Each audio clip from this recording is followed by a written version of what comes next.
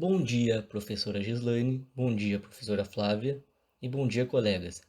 Eu, Diogo, juntamente com meus colegas Leonardo, Marcos, Murilo e Rogério, vamos apresentar um trabalho sobre pulpopatias. Bom, introdução. Biologicamente, é a dentina que forma a maior parte do dente e mantém íntima relação com a polpa dental, da qual depende para sua formação através dos odontoblastos. Os odontoblastos revestem toda a parte superficial da polpa e são sensíveis aos irritantes físicos, químicos e biológicos que atuam sobre a dentina, respondendo de diversas formas, desde a produção de dentina irregular até a morte da célula, segundo a intensidade do agente. Então, do nosso trabalho em si, pulpopatias são doenças pulpares, ou seja, alterações patológicas na polpa dental, possuindo características clínicas e histológicas variadas e de difícil correlação, sendo classificadas conforme seus aspectos clínicos, macroscópicos, microscópicos, entre outros. Os fatores irritantes mais comuns da inflamação pulpar são de origem microbiana, assim como fatores mecânicos e químicos. O fator irritante prevalente é o microbiano, oriundo da doença de cárie, patologia presente com números elevadíssimos na população brasileira e mundial. Então, quais são as principais funções da polpa? A polpa é produtora, serve de nutrição para o dente, ela tem função sensorial e função protetora. Ela é importantíssima para a vitalidade do dente. Doenças da polpa. Possuímos as doenças inflamatórias e as degenerativas. As inflamatórias geralmente são as pulpites de natureza inflamatória. E as degenerativas são as pulpites irreversíveis, como a aguda e a crônica. Contudo, a pulpite em si é uma resposta inflamatória da polpa frente a uma agressão. Com isso, possuímos os mediadores inflamatórios, são os que avisam esse tipo de inflamação, que seria histamina, bradicina, neurocininas, neuropeptídeos e prostaglandinas. Contudo, sofremos certas consequências dos mediadores inflamatórios. Quais são eles? A vasodilatação, o aumento do fluxo sanguíneo e o escapamento vascular com edema. Bom dia, professoras. Bom dia, colegas de curso. Eu, Rogério, irei falar sobre respostas dos tecidos e etiologia das pulpopatias. Tecido normal. O tecido normal reage com uma resposta inflamatória, tendo aumento do fluxo sanguíneo, a cicatrização e aumento do volume do tecido lesionado. Resposta tecidual do tecido pulpar, polpa dentária. Aumento da pressão pulpar, compressão secundária do retorno venoso e estrangulação do fluxo arterial. O tecido conjuntivo pulpar comporta-se, basicamente, de forma semelhante a outros conjuntivos, quando é atingido pela injúria. Independentemente de sua natureza, ao atingir a polpa, o agente agressor provoca a defesa do tecido conjuntivo, que se fazem através da instalação de reação inflamatória, podendo variar de acordo com a intensidade do agressor. Normalmente, a inflamação objetiva é localizar, limitar e expulsar o agente agressor. Assim, o irritante ao atingir a polpa provoca reações defensivas que variam de acordo com sua intensidade, desde hiperemia, supuração, necrose e até morte pulpar. Quando o agente agressor estiver na dentina, mas sua agressão estiver dentro do normo fisiológico, o complexo dentino-polpa reage fisiologicamente, lançando mão dos meios normais de mecanismos ativos de obliteração dos canalículos dentinários e formação de dentina secundária irregular. A sensação dolorosa é a resposta instantânea ao estímulo. Etiologia das pulpopatias. Bactérias, que são os fatores microbianos, um dos fatores mais comuns da pulpite, oriundo das cáries, infecção via periodonto, anacorese e fratura com exposição pulpar. Nair, 1997, afirma que os micro-organismos podem atingir a câmara pulpar através de diversas rotas, com a perda da integridade dos tecidos dentários duros através da cárie dentária, procedimentos cirúrgicos e traumas induzindo rachaduras e fraturas, sendo estas as vias mais frequentes da infecção pulpar. Danos mecânicos, que são os fatores físicos. Alterações bruscas de temperaturas, traumas como fraturas, abfração, bruxismo, abrasão, erosão, atrição, traumas em geral. Injúria térmica. Uso de brocas de alta rotação mal refrigeradas no preparo cavitário. Irritação química, que são os fatores químicos. O uso de materiais, medicamentos ou substâncias incompatíveis com o complexo dentino pulpar não usados adequadamente podem provocar lesões pulpares. Exemplo desses irritantes químicos são desidratantes, antissépticos e adesivos dentinários. Olá, professoras! Olá, colegas de curso! Aqui quem fala é o Murilo e eu vim falar um pouco sobre as doenças inflamatórias, em especial a pulpite focal reversível, também conhecida de hiperemia, e a pulpite irreversível. Bom, a hiperemia ela consiste numa ligeira inflamação da polpa na tentativa de se defender contra um agente agressor. Nesta fase da inflamação, chega à polpa excessivas quantidades de sangue e se o agente agressor persistir, a hiperemia agrava-se e desta maneira a circulação de retorno torna-se dificultada. Neste estado, a inflamação pode regredir sem deixar nenhuma cicatriz, desde que seja eliminada a causa que a motivou. Porém, se o agente agressor continuar, a inflamação se agrava de tal maneira que maior quantidade de líquidos ricos em proteínas difunde-se no interior do tecido conjuntivo. Esse líquido, de natureza serosa, infiltra-se na malha conjuntiva, exercendo pressão sobre os vasos e também sobre os nervos.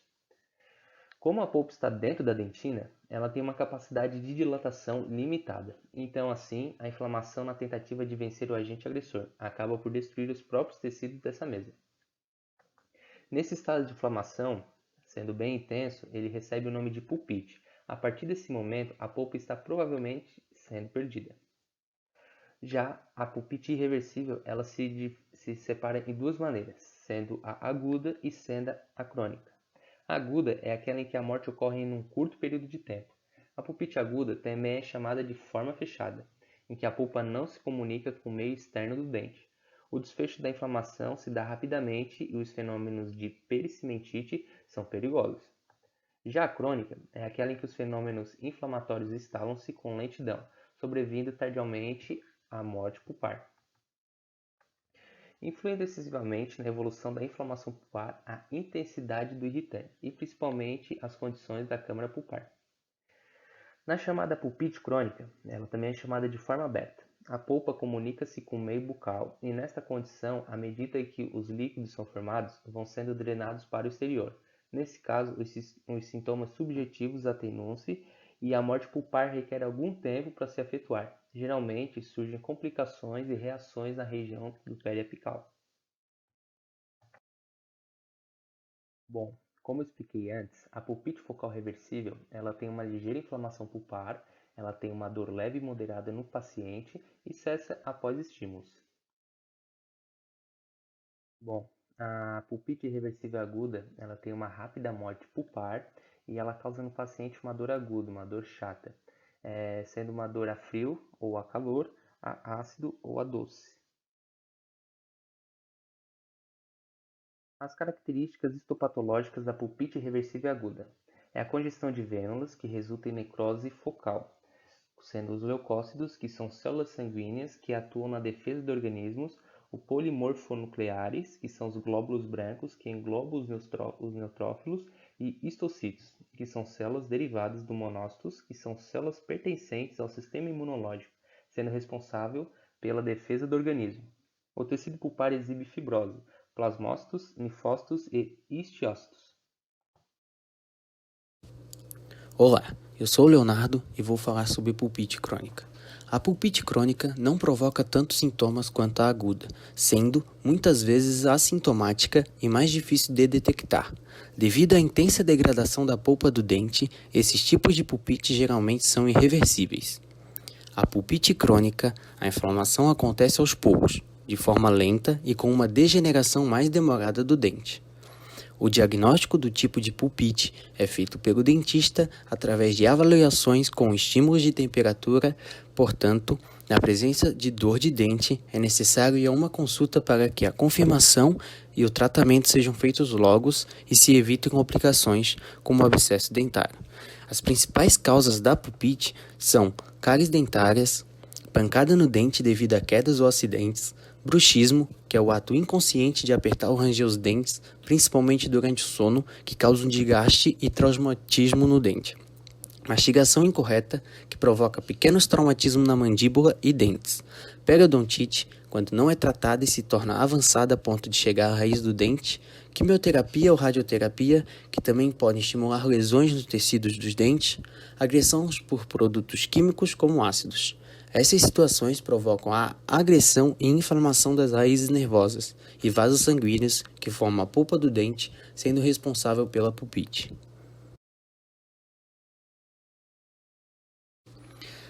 A pulpite crônica pode apresentar-se de duas formas distintas, a pulpite crônica ulcerativa e a pulpite crônica hiperplásica.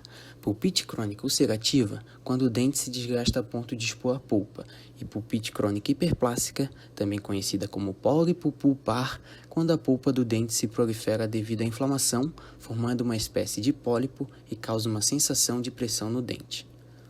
A pulpite crônica ulcerativa, a úlcera visível microscopicamente, a superfície da polpa, em contato com o meio bucal, transforma-se em úlcera atópica de aspecto granuloso e que sangra facilmente. Encontramos nesse local uma zona ulcerada e abaixo dela uma barreira leucocitária. Subjacente a essa barreira, há tecido com aparência normal, progressivamente a polpa é envolvida no processo. Pulpite crônica hiperplásica provém de uma pulpite ulcerativa não tratada. Ela ocorre principalmente em molares jovens, com ampla abertura da câmara pulpar. No local, quando a polpa fica exposta, ela começa a produzir células que aumentam o tecido da área em um processo inflamatório que preenche o dente afetado. Tanto adultos como adolescentes e crianças podem apresentar essa condição. Existem dois tipos de pólipos, o pulpar e o gengival. A diferença entre um e outro é que o gengival se desenvolve entre as raízes e costuma ficar com coloração esbranquiçada em reação a uma anestesia. Já o pulpar não. Pode-se distinguir entre um e outro com radiografias dentárias também. A respeito dos principais sintomas apresentados, o paciente pode talvez não sentir muita dor, mas percebe-se dificuldade na mastigação, além de pressão e possíveis sangramentos.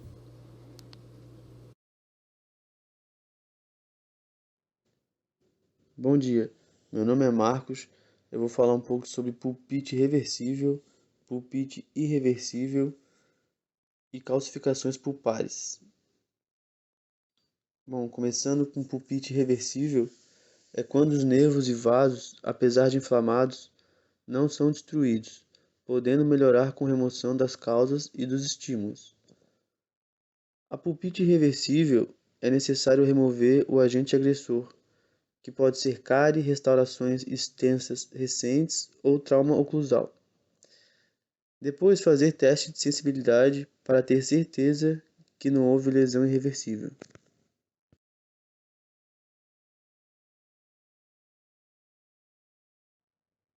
Já a pulpite irreversível é quando os nervos e vasos da polpa são necrosados e destruídos pela inflamação e infecção.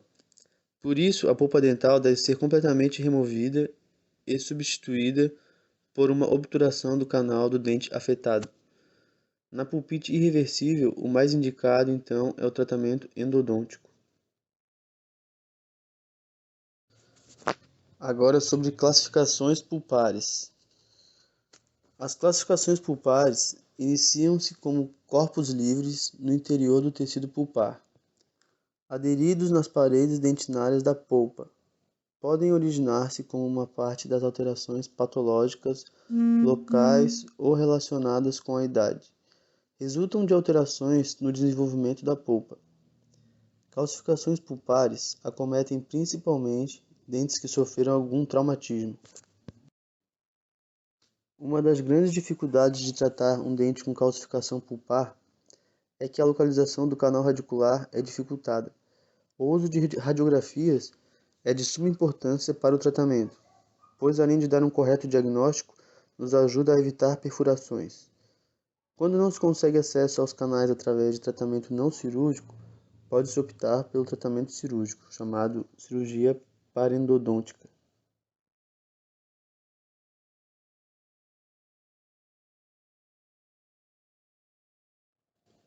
Características histopatológicas. É uma massa amorfa central de calcificação irregular, circundada por grupos lamelares concêntricos de material calcificado regular.